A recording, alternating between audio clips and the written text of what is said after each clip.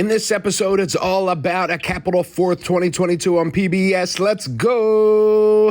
Welcome to Pop Culture Weekly with Kyle McMahon from iHeartRadio. Your pop culture news, views, reviews, and celebrity interviews on all the movies, TV, music, and pop culture you crave weekly. Here's Kyle McMahon.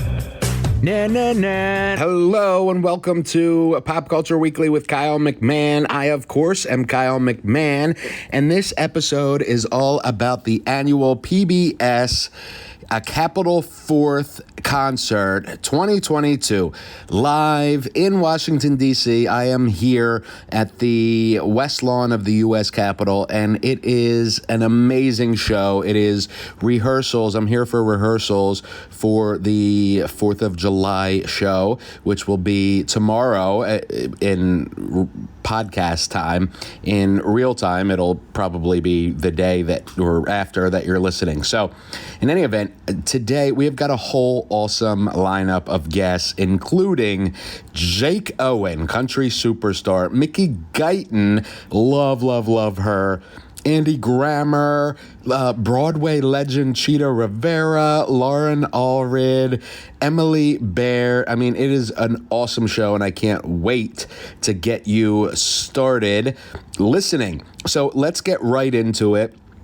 Of course, PBS's A Capitol 4th airs on PBS July 4th, 8 p.m. Check your local listings, but generally 8 p.m. And then on demand for the following 2 weeks after that. You can watch it on Facebook or YouTube or the website. Just go to the PBS website, click on Capitol 4th, and you can watch it there as well for the 2 weeks following July 4th. So, first up, we have viral superstar and extremely talented musician. And, she wrote the unofficial Bridgerton musical.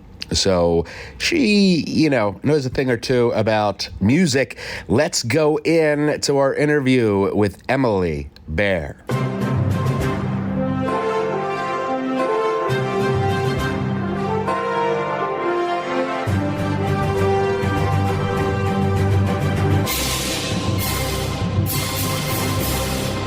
All right, so I am here. Thank you, first of all, for speaking with me. We are here at the West Lawn of the U.S. Capitol for a Capitol 4th on PBS. What's it like for you to perform this song for 4th of July in front of the Capitol? I mean, when I walked up to backstage and I saw the Capitol, my jaw dropped. I was like, oh my God, it's right there.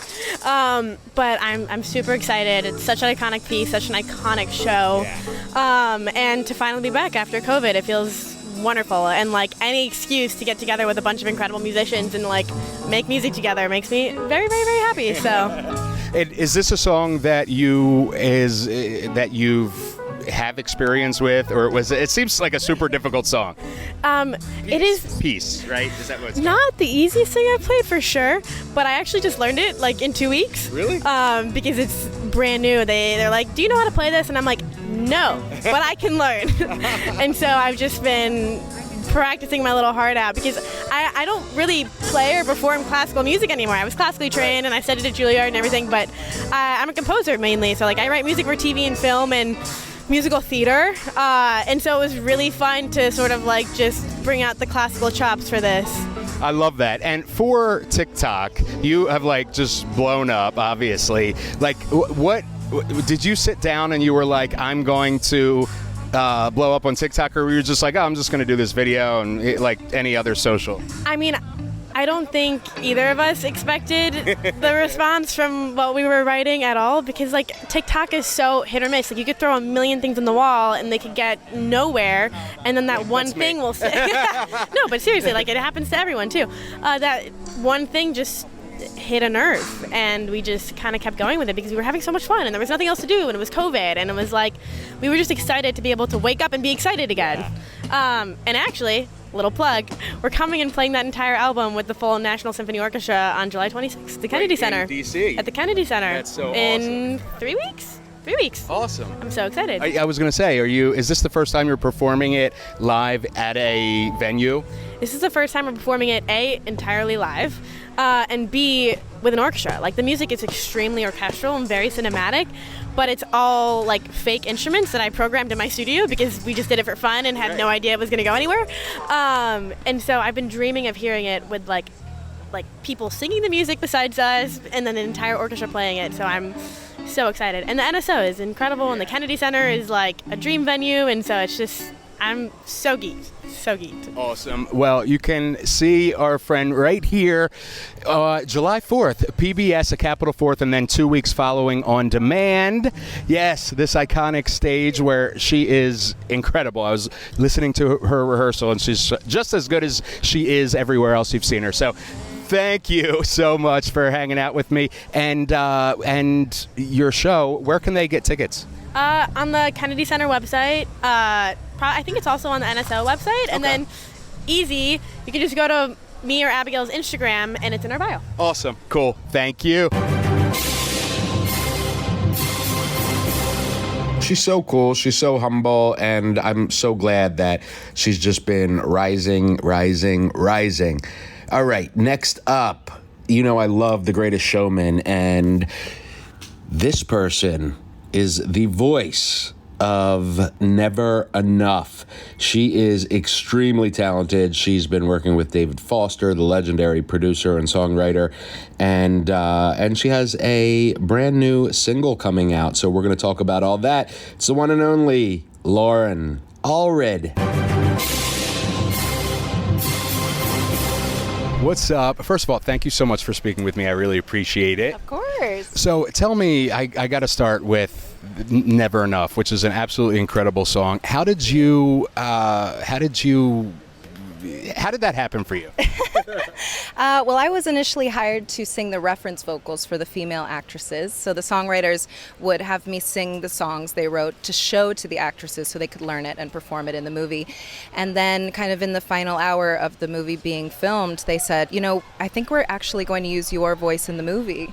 And the actress Rebecca Ferguson will lip sync to it. And how hyped were you for that? Oh my gosh, I couldn't believe it. And I didn't want to get too excited. I said, I'll wait until I'm in the theater watching it to believe that it's real. And so ever since then, my life's changed. Yeah, and how, it exploded. How do you describe what happened from there? I mean, you went on to, well, you tell me.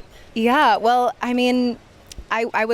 I was working in studios doing demo work, but I was also a barista. So when the movie came out, I started getting emails from social media. Yeah, I had to quit my job as a barista. Sometimes I miss making latte art, but I this is a little bit better. Yeah. So yeah, everything changed, and I just got to sing Never Enough all around the world, and I got to sing on David Foster's PBS special. So it feels really good to be back on PBS. Yeah. Yeah, and how that was actually my next question. Perfect segue. This wasn't planned, but how did you? What was it like working directly with an icon like that, especially one who's known for using, perfect voices in his work? Oh my gosh, when I was a little girl, just singing in my bedroom, I always thought if I could just get David Foster to hear me, then all my dreams would come true. And I feel like every single singer feels that way. And then when he called me up on the phone, he actually called me with Michael Bublé to sing a duet on Michael's album, and just said, can you fly here tomorrow and sing with us in the studio? I just thought, is this real life? Are these two people talking to me on the phone right now? So, he just feels like such a mentor, and he's just the sweetest, and I just feel like he really took me under his wing, and it's really surreal. That's awesome. And then you just released your debut EP. Yes. You have a brand new single coming out this week. Tell me about that.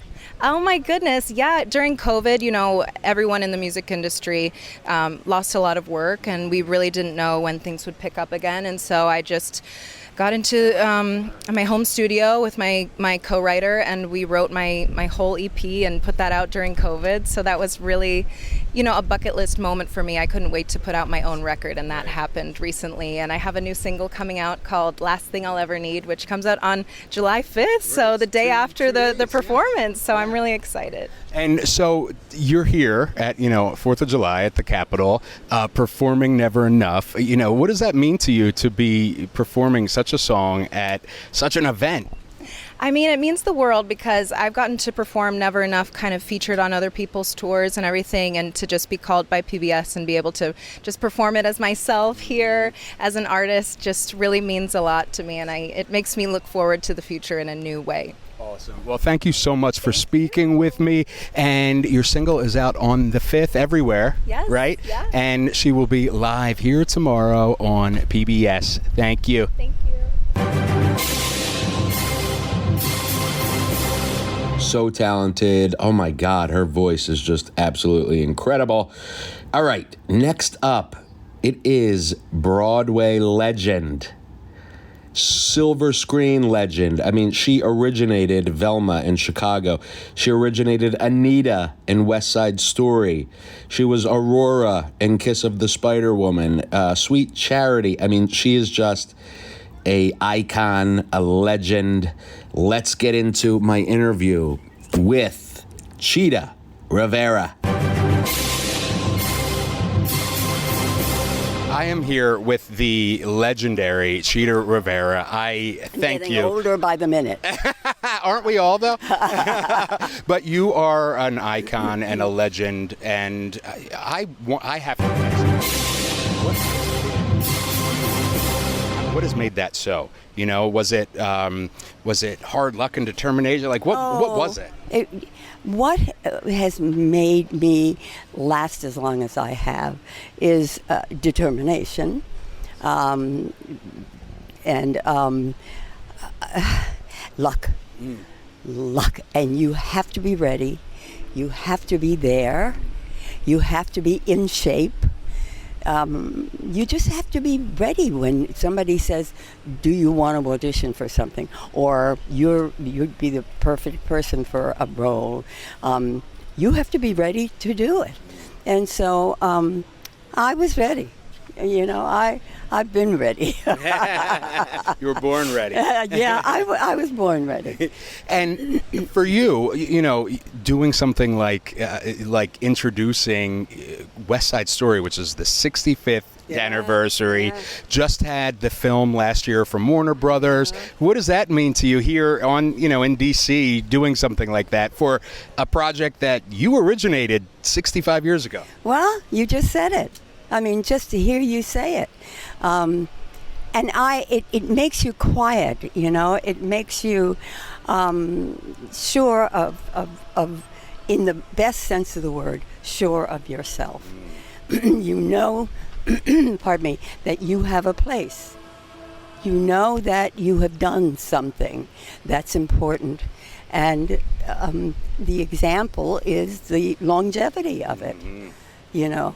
So to see other people do my role, I just said it. Right. Yeah. I don't have to say it. You know. I just know it. I just know it. I love that.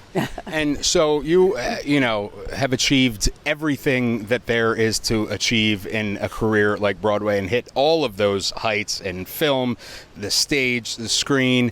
What does success mean to Chita Rivera?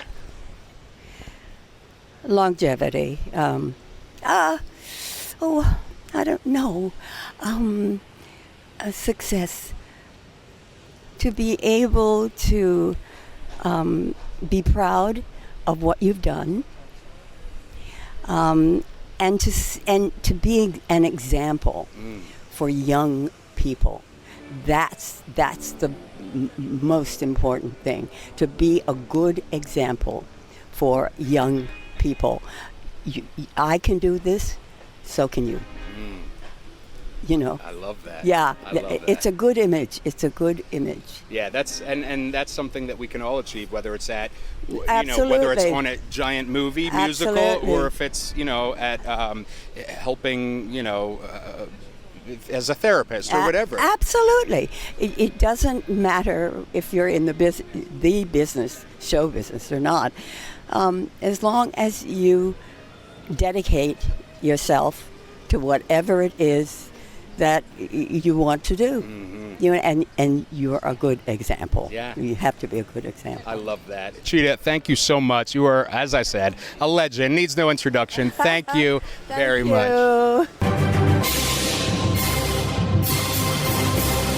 Love her. Oh my God, she is so sweet. She is so nice. She is a ball of energy at 90 years old, by the way. A ball of freaking energy. Love her. All right, next up, we are going to talk with Keb Mo. Keb is just transcended, the unfortunate limits of the blues genre. You know, I mean, blues is obviously incredibly important and vital part of musical history, of American history. But, you know, realistically, there aren't a lot of blues artists that have broken through to the mainstream, and Keb Mo is one of those artists. He is awesome. And I'm excited for you to hear my interview with the one and only Keb Mo. All right, so I am here with the one and only Keb Mo. First of all, thank you for speaking with me. Secondly, you have been releasing music since, I think your first album was 1980. Is that right? How'd you know that? I do my background. I do. And A long gap between the next one. yeah, it was 94 Yeah. for the second one. Yeah. And you've won, I think, every award ever that there ever was. You're at the, yeah, you're very welcome. Everyone? He's won every award. Every ever, award? Ever. I'm going to go home and look for my Oscar. Oh, you need that. You still need that. You still got time. All right. You got it. So, for you? You know, in blues, there aren't many people that have the respect and the clout, I guess you could say, that you do in regards to being like a household name. How are you able to break through into the mainstream like that? I don't know that I've broken into the mainstream yet. But I think I've done all right. I think you've done And I'm working on just showing up and being myself, you know. And there's so many great artists in the blues that are just, you know, beyond blues, and so many. But the blues has kind of a cloud of like, it's the blues, you know. But it's the roots, it's the fruits, it's the thing, you know. And it's like, I'm proud to be a part of it, and so. And is there anything that you can, think of that you're like, it's because I took this path, where most blues musicians go this path, or was there anything in particular that stuck out for you, or just? Yeah, I just took my path. There you go. I love that. That's awesome. So Everybody's got their own path. Absolutely. Take your own. I just say, like, you know, go back, watch the Wizard of Oz, and follow the yellow brick road. Where's the yellow brick road? You're standing on it. I love that. That's awesome. What does success mean to Keb Mo? Life, happiness, health. Yeah, good relationships with people. Everything else is gravy. I love that. That's awesome. And what is what would you say to some young musician out there that we may, never hear of, they may blow up? What would you say to them right now? Trust who you are and trust your own path and what your mission is and why you're on the planet, and just listen to that and not compare yourself with other people. You know, if you don't make it to the top, there's always a top you can make it to, because there's a lot of room at the top. So just be consistent, stay focused, stay in it, and just don't get out of line. When I say out of line, you stand in the line for you, like it's like when you waiting for your number, you get in line. And if you get out of line, you got to go to the back of the line. Yeah. That's awesome. And finally, what's next for you? What can we look forward to next? I'm going to be out on tour supporting Sheryl Crow for the next 3 weeks or so. Awesome. Yeah, it's going to be awesome. We're looking forward to that, and that's going to be great. We're going to be in a town near you. Yeah, awesome. Yeah. Cool. And we can get all the tour dates on your website. Yes, you can. All right, cool. Thank you for speaking with Kyle McMahon, Pop Culture Weekly on iHeartRadio. I appreciate it. The one and only Keb Mo. Right here. Household name. Yes. Just look at the dish in the kitchen. Your dishes, put your dishes. My name is on a lot of stuff in the house. So we can expect like a Walmart Keb Mo dishware line. Yeah, something like that. Are we good? Yeah.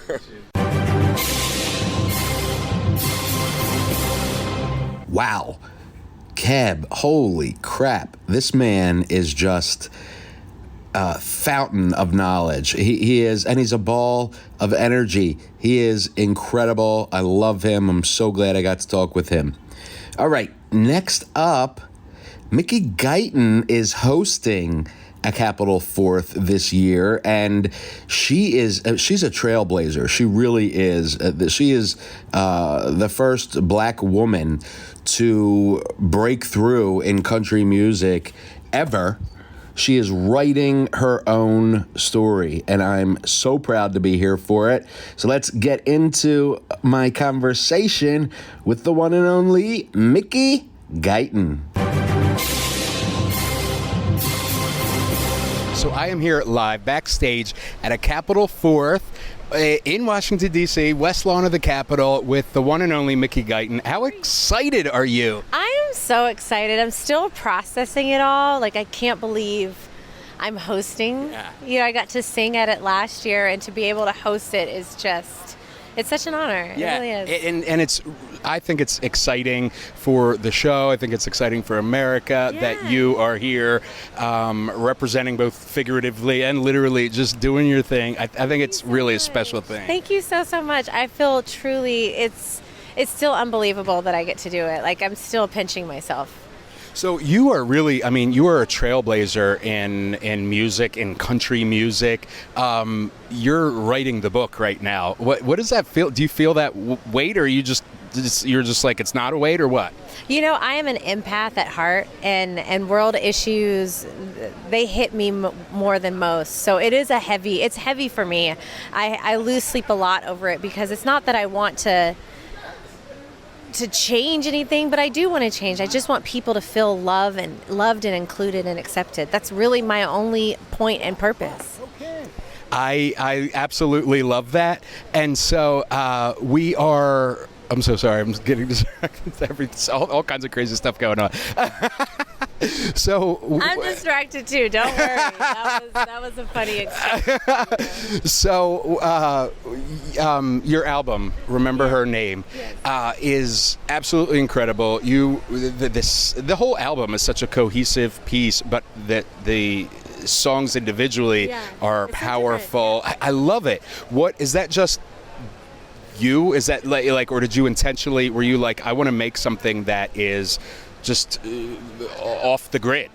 You know, when I first started making this record, I had no intentions. I didn't actually know where it was going, but it was honestly the times, the product of our circumstances, is the reason why I ended up writing it. You know, we were in quarantine, and I wrote a lot of it in quarantine. So I sat in my room in my house, and I live in downtown Los Angeles, so I could see all of everything that was going on, and I was pregnant. So a lot of it came from that inspiration.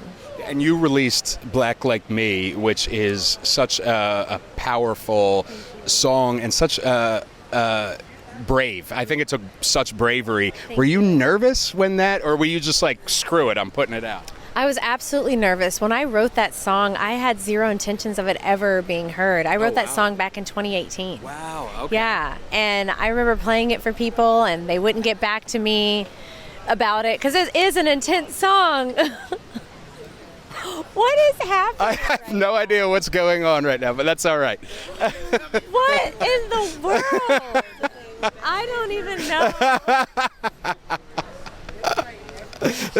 We're almost at showtime, so everybody's everywhere. It makes sense. But anyway. I get it. Okay. Black Like Me. Yes, so this is comical. We're going to appreciate this later that we have the footage. But I wrote this song in 2018, and I just never thought it was going to see the light of day. And then all of this happened, and it's happening again. I think we're good now, hopefully. Okay, here we go. So I wrote Black Like Me in 2018, and I had zero intention of it ever really seeing any light of day because I didn't think it was a possibility. And then the world shut down and everything happened, and the song just was in the right moment, and I released it. And, it did get a lot of pushback. It was hard. I still get it to this day, people saying pretty horrible things to me online. But I realized that song wasn't for everybody. That was for a very specific time, for a very specific group of people that completely understand what I've gone through and what many people of color go through. It's not just black people. And there's so many people are marginalized. But anyway, it's been beautiful, and I'm just so grateful for the song. Awesome. And I think we are as well. Last question. You are performing, besides hosting, you're performing All-American. Yes. What is that like to play All-American in front of the Capitol in Washington, D.C. on 4th of July? When I was writing this album, Remember Her Name, and I was seeing all of these songs, I wanted to write a song. I was addressing so many issues that was happening in our country, but I also wanted to bring us all together at the same time. And yes, we are all different, but that's what makes this country so great. And we need to celebrate that, celebrate each other, and come together because we're all the same. Right. Right. Yeah, we are all American. We are all American. I love it. Thank you, Mickey. You are amazing. I'm excited for you. So excited. Yeah, this is so awesome. iHeartRadio, Kyle McMahon, Mickey Guyton. Peace. Love her. And as you can hear, our interview kept getting interrupted. We're backstage and all people, I don't know, they didn't realize we were filming what was going on, but wow, that was crazy. And of course, Mickey rolled with the punches. So, all right. Next up, let's talk with Andy Grammer. I freaking love Andy. He's so talented. He's so positive. He, as well, lost his mother, very prematurely in the last few years, and we really bonded about that. So, and he's performing 2 songs on a Capitol 4th. I'm so hyped for you to see his performances. He's going to kill it like he's been doing in rehearsals. So here it is, the one and only Andy Grammer. Kyle McMahon here with iHeartRadio, and I am here with Andy Grammer. You're getting ready to perform. I'm getting ready. How you doing? I'm doing well. How are you? Man, life is good. This is beautiful out here. Oh, it really is. What does it feel like to come out on 4th of July, play this? You've done it before. Dude, it's lovely. It's a huge production. To get to, I'm playing a couple songs with freaking huge choir. There's like a whole orchestra. Yeah. Just the largeness of it is really fun. Yeah. And you're here on the Capitol in Washington, D.C. on 4th of July. What would you be doing otherwise? Oh, man, probably just like at a barbecue or something. So I'm all dressed up. This is better. I'm psyched to be here. It's lovely. You just released a new single that you'll be performing. Yeah. One of your songs tonight. Tell me about that. Are you excited to have that out in the world? It's so sweet. So I lost my mom when I was 25. And her best friend stepped up and started really being like my mom, kind of like showing up for a lot of the things. She walked me down the aisle. She's come to my baby's births. And so we wrote her a song called Save My Life. And so I called her today and was like, I'm playing your song with an orchestra tonight at the Capitol. It's going to be so awesome. So it's going to be really sweet for me, really special for me. Absolutely. Yeah. I lost my mom a little over a year ago. I'm sorry. Pancreatic cancer. Oh, it gets better. Thank you.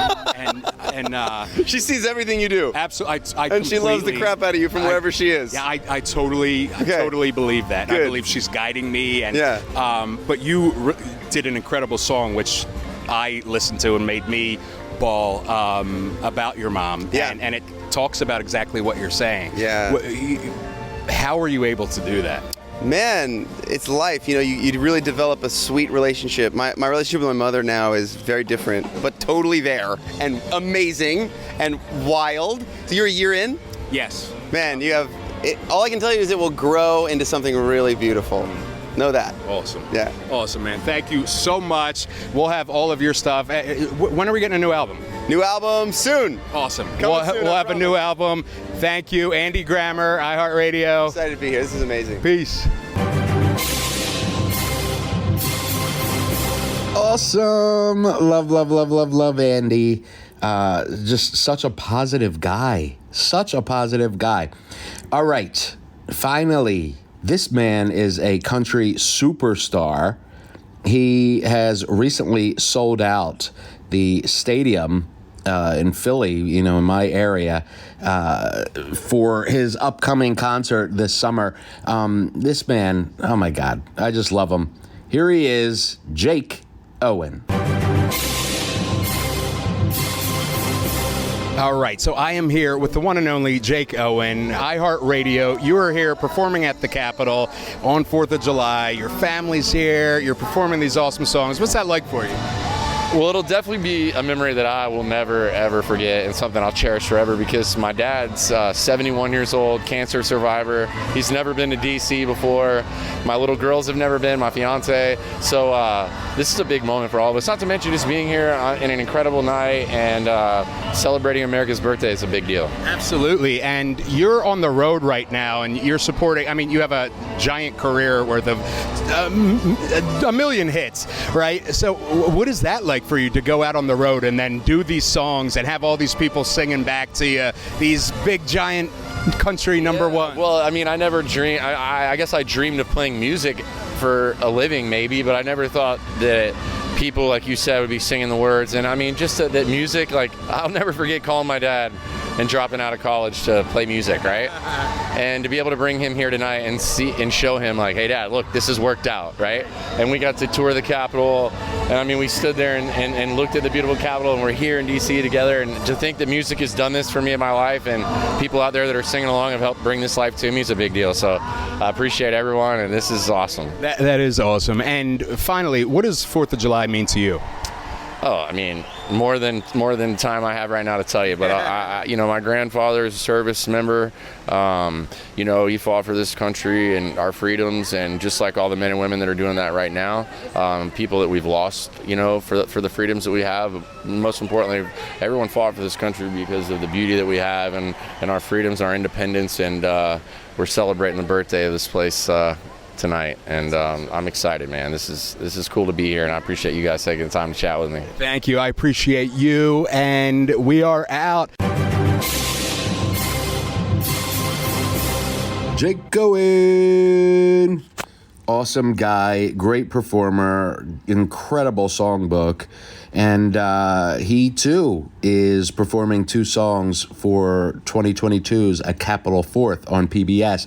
That's our show for today. We're fully stacked with interviews, and I'm hyped for you to see A Capitol 4th airing on PBS July 4th at 8 p.m. for most markets. Check your local listings. And if you're out, doing partying, barbecues, whatever, it's going to run for the next 2 weeks on PBS. And, of course, you can watch on demand on Facebook, on YouTube, on their website, and it's an awesome celebration of America. All right. I love you. You guys are awesome. Thank you for sticking with me. Hit me up on social. Let me know what you think. Or if you're listening on the iHeartRadio app, use the talkback button and you can send me voicemails. Or if you don't use the iHeartRadio app, you can go to my website, go to podcast.popcultureweekly.com, and there's a button there where you can send me voicemails or hate mail or love mail or whatever you want. All right, I will look forward to hearing from you, and that's our show for this week. I love ya. We out. Thank you for listening to Pop Culture Weekly. Hear all the latest at popcultureweekly.com.